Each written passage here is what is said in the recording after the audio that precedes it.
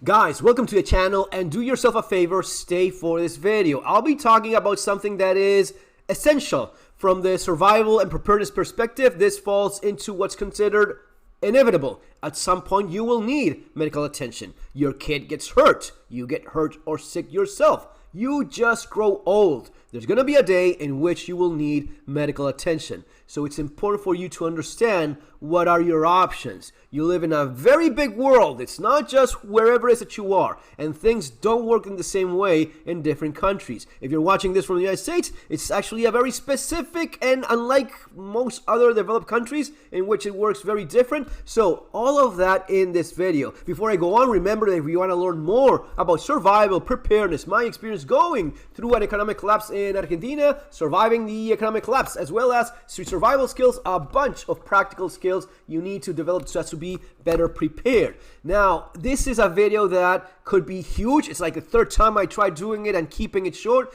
but you know, there's things you just cannot avoid. Now, we have here the channel from Economic Front. Let me make the little window a little bit smaller. So he says, emergency hospital visit in Argentina. This is a man that left the United States, a former police officer, now living in Argentina, and he's pleasantly surprised by what he experienced when going to a hospital. Let me show you what he says. Hey guys, welcome back. Happy 4th of July. I just wanted to make a little update video here. I haven't made a video in a while because we got a horrible flu that lasted quite a while, but I'm feeling much better now. But I want to show you this cool area. We're in Buenos Aires in the Palermo area, and this is a railroad track above us here, and they have built all these little restaurants underneath every arch of the railroad track, and it's just a really beautiful area here. I haven't seen any other YouTube videos about this place. There's a bunch, and yeah, Palermo is a very nice area in Buenos Aires. But it's super cool. We're really enjoying it. But yeah, anyways, I wanted to give some interesting updates about some of our experiences so far. So we ended up having to go to the Argentine rock. hospital because Bridger got his finger stuck in the door jamb, and it crushed his finger like a piece of paper, so we were kind of worried. So anyways, we went to a private hospital, and in Argentina you have the option of public and private hospitals. I chose a private hospital because we wanted better care, assuming that we get better care at a private hospital, which we did. You do. There's certain things that it depends, but 90% of the cases you will get better care in a private hospital. So what ended up happening is we got in there, and in comparison to the care that you get in the United States, we were treated like customers when we walked in. Everybody was very, very nice. The hospital was first world hospital, very clean, very professional. The doctors and the nurses walking around were fit and healthy looking. And so that was quite the difference as well. But so anyways, we get in there. It cost me $21 US for the visit. And remind you guys, we don't have health insurance, okay? Health insurance is a scam. Oh, dude. So if you're watching this, my man, stay for this video because you need to listen what I'll say. If you're Economic Front, please pay attention, because especially because you have kids, and I mean, yes. Paid $21 for the visit, and then we ended up getting an x-ray for his finger, and it was $9 for the x-ray. Luckily, Bridger didn't break any bones, so he just needed to rest his finger. But it was a $30 visit with an x-ray at a private hospital that's super clean. Everybody's very, very professional. So that was an amazing difference when it comes to the care that you get compared to the US. I mean, the US, they are just milking people. Yeah. The insurance companies are milking people. You just feel like you're a milk cow when you're in the US. But coming to Argentina, oh, again, look how beautiful this is. It's amazing. But yeah, anyways, coming to Argentina and going to the hospital, an amazing experience that was. So incredibly cheap. I mean, if you go to the hospital in the US, I mean, we've spent $800 to $1,000 just to see a doctor in an emergency room, and that's not including an X-ray or anything else that they have to do. And the doctors, when we're in the hospital, didn't harass us for any other thing like vaccines or any other crap. I mean, it was to the point, very professional, treated us like customers, and a very nice experience. So yeah, I wanted to. So he keeps on saying treat like customers. I think I get where he's coming from, given that he's American, thinking that a customer should be taken care of well. My man, no, that's exactly the difference you're noticing. You're not being treated like a milk cow. That's treating you like a customer. You walk into a hospital and they see how much can we charge you, how much money can we get from you until every penny is gone. That's treating you like a customer. That's how all of medical service works in the United States. You're not a human being. It's not someone that needs treatment because you have a broken bone or you're sick. No, it's just about how much money can we take away from you. When you walk into a hospital in Argentina, a public or private one, the difference is you're treating like a human being. You're going to be treated like that's personally something I miss a lot. The closeness, the warmth, the human contact thing of, yeah, I'm not just looking how much money can get away from you. I'm just, here to provide a service. Now, you're noticing, obviously, the big difference between public and private. I don't think he has ever walked into an Argentine public hospital. It's going to be depending on where you are. Where he is, in the middle of Buenos Aires, I think he would be pleasantly surprised by the care he could get even in a public hospital. It's going to be loud. It's not going to be as nice, tidy, clean. But there's been cases of, there was an American that got stabbed in Buenos Aires in the heart, and he was saved by a surgeon in a public hospital. You will be taking, if they don't know where you should be going, you're going to be taking, if you're shot, stabbed in Buenos Aires, which kind of happens very often, you're going to be taken to one of the public hospitals and they will save your life. Usually it's going to be that. You're not going to be taken to one of the fancy, nicer buildings and some of the nicer private hospitals. The immediate care, usually that's even better in the public one. They're used to doing this, right? And that's where an ambulance that picks you from the street will take you. Now, he's so wrong, and I hope you're watching this, man. You're so dead wrong about just labeling all private healthcare as scam. I get that's how you feel because everything in the United States medical related is a disgusting, shameless scam because there's no, you're just a number for them. You are a client that has to be ripped off and taking as much money out of you as possible. You have no one watching your back. There is no government looking for the little guy. No, there's a giant pharmaceutical corporation that owns the politicians. What you guys call lobbying, that's basically known as corruption everywhere else. Legalizing corruption does not make things better. It makes it what you experience in a hospital in the United States. Doesn't matter if they say it's a public hospital or a private. It's all the same thing. They own the government. They take as much money as they can out of you. Now, in the case of Europe, for example, what is it that you do as a big pharmaceutical company? The same company that operates in the United States. If you want to operate in, say, Europe, well, you have to be approved. It's not going to be about, you end up in jail if you take bribes or lobbying from these companies. I'm not saying it doesn't happen. I bet it does. The more it happens, the worse the service gets, because with this lobbying / corruption, what you have is how much can we abuse the person that has no choice. We're not selling cell phones here. We're not selling guns. We're not selling toys, TVs, gadgets. No, we're talking about someone that you don't have an option. you're dying if you don't get treated. So it cannot be treated in the same way as any other leisure good, or it's going on holidays, or even real estate, anything like that. You cannot treat it the same way. If you're not treated, you die. If you don't get that medical treatment, you die. How is it that you work that along with the private sector that wants to make as much money as possible, and that's perfectly fine? Well, in the rest of the world, you see something kind of like what you see in Argentina. You see public service, hospitals, public hospitals. Nothing is free in this world. Everything has to be paid one way or another.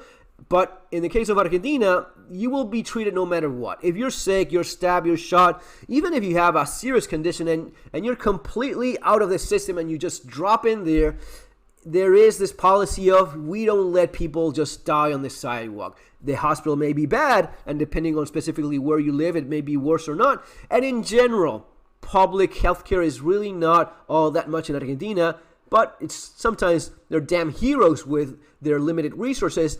But the private sector is going to be better, especially in the things you notice, like how nice the hospital look, how well everything looks, and the kind of equipment that they have. Now, I've gone through this myself with my kids, have been in hospitals in different countries.